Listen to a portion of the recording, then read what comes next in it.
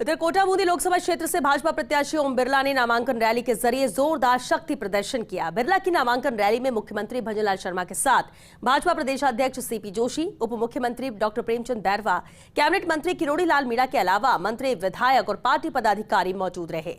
सभा में कोटा में नए एयरपोर्ट की स्थापना का मुद्दा छाया रहा। ओम बिरला ने पूर्ववर्ती गहलोत सरकार पर निशाना साधा। वहीं दावा किया कि बाधाएं तेजी से दूर हो रही हैं, जल्द ही एयरपोर्ट निर्माण का काम शुरू होगा। वहीं मुख्यमंत्री भजनलाल शर्मा ने कोटा एयरपोर्ट के वादे को मोदी की गारंटी बताया और पेपर लीक का भी मुद्दा उठाया। कहा, दोषी कितना भी बड़ा हो छोड़ेंगे नहीं। सीएम भजनलाल शर्मा ने प्रदेश की सभी 25 सीटें जीतकर मोदी की झोली में डालने का दावा किया। इस दौरान मंत्री किरोड़ी मीणा ने कहा कि भजनलाल सरकार अकेली ऐसी सरकार है जिसने 30 नकलची थानेदारों को जेल में डाला। तो भाजपा प्रदेश अध्यक्ष सीपी जोशी ने सभा में जुटी भीड़ को देखकर कहा कि ऐसा लग रहा है कि ये नामांकन सभा नहीं, विजय सभा है। मित्रों, आपने देखा होगा लगातार 2014 के बाद देश में जो परिवर्तन हुए हैं,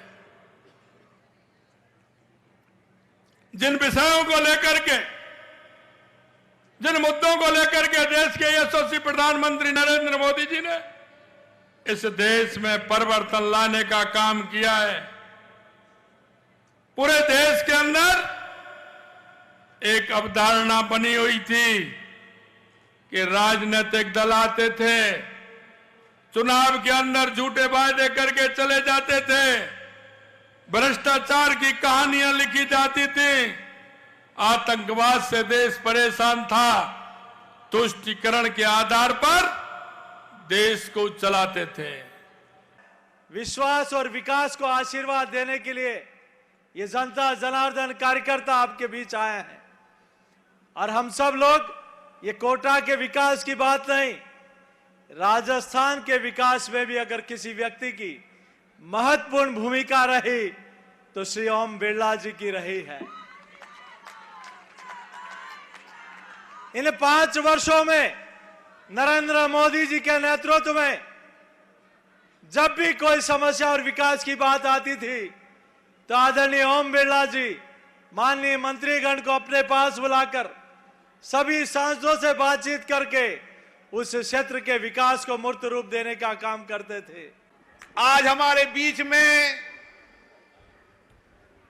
जिस जनता ने मुझे एक बेटे के रूप में, एक भाई के रूप में आशीर्वाद हमेशा दिया है, एक छोटे से कार्यकर्ता के रूप में हजारों लाखों कार्यकर्ताओं की मेहनत, उनके कठिन परिश्रम से आज मुझे यहां पर पहुंचने के लिए जिन लोगों ने ये त्याग किया उनको भी मैं नमन करना चाहता हूं।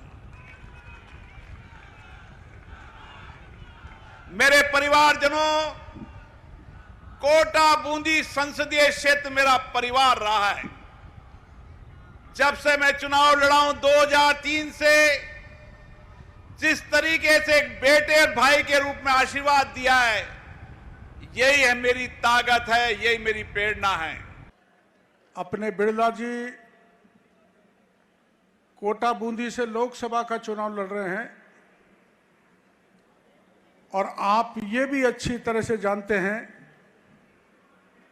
कि कोटा को कभी भी इतना बड़ा संवैधानिक पद किसी भी नेता को नहीं मिला जो ओम बिरला को देश के प्रधानमंत्री नरेंद्र मोदी ने दिया।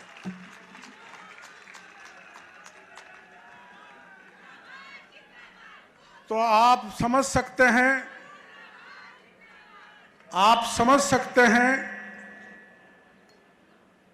कि मोदी जी की ताकत को बढ़ाने के लिए 25 के 25 कमल के फूल हमें मोदी जी की झोली में डालने हैं।